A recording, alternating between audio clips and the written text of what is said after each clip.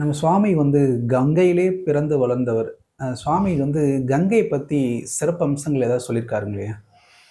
கங்கை தன்னுடைய தாய்ங்கிறதுல சாமிக்கு உறுதியான நம்பிக்கை உண்டு. தனக்கு கற்பித்தது பூராமே கங்கை தான்னு அவர் நினைப்பாரு.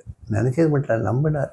அவர் எப்ப மனசு சலனப்பட்டு, மனசு கஷ்டப்பட்டு, மனசு வருத்தப்பட்டு, மனசுல வந்து ஒரு விதமான ஒரு சஞ்சலப்பட்டு இருக்கும்போதெல்லாம் அவர் கங்கை கரையில தான் போய் உட்காருவார்.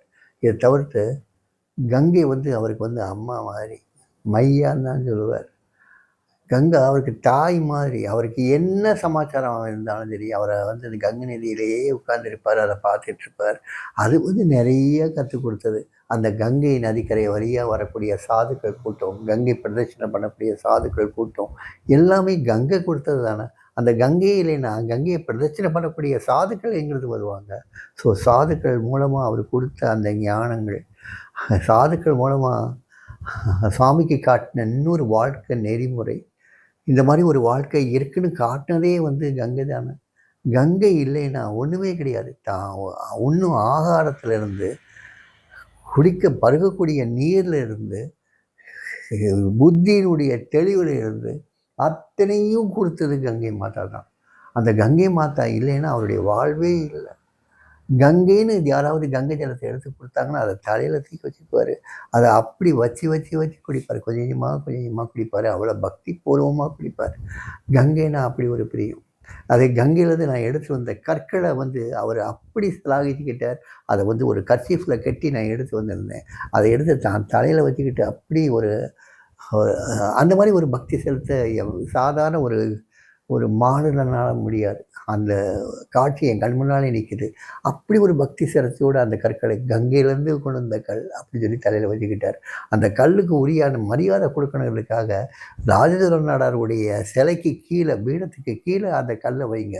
ஏன்னா என்றைக்குமே ஒரு சிலையினுடைய பீடத்துக்கு கீழே நவரத்தன கற்கள் தான் வைப்பாங்க.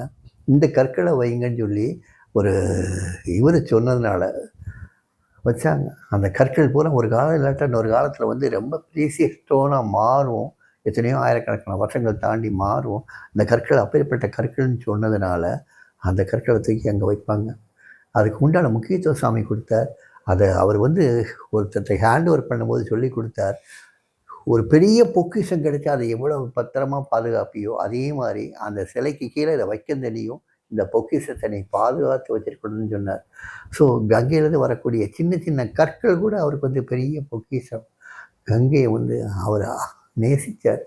கங்கையை அவர் நேசித்தாரோ எனக்கு தெரியாது. கங்கை அவரை நேசித்தது. கங்கை நேசித்து மட்டும் இல்லை, கங்கை அவருக்கு அத்தனையும் கொடுத்தது, அத்தனையும் கொடுத்தது. கங்கை கரையில் உள்ள காசிக்கு போனார். அங்கே உள்ள ஞானங்கள், அந்த மணிகர்ணிகா காட், அந்த ஹரிச்சந்திர காட், அங்கே கிடைச்ச ஞானங்கள், அங்கே கங்கை கரையில் மறுபடியும் கொஞ்சம் தூரம் போன உடனே அந்த கயா, அந்த இது சாரநாத், எல்லாமே அவருக்கு வந்து கற்பிச்சதில்லை. இன்னும் ஆன்மீக அனுபவங்கள் அள்ளி அள்ளி கொடுத்ததில்லை.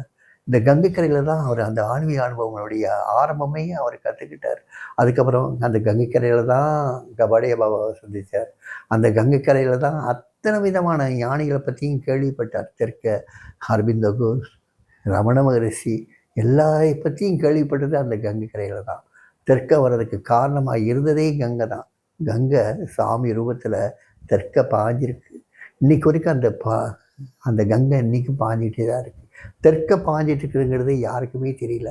அங்கே இருக்கிறது மட்டும் கங்கை இல்லை, இங்கே இப்போ அந்த கங்கை இங்கே சாமி ரூபமாக பாஞ்சிக்கிட்டே இருக்கு. கங்கையினுடைய மகத்துவம் அளப்பரியது, அளப்பரியது.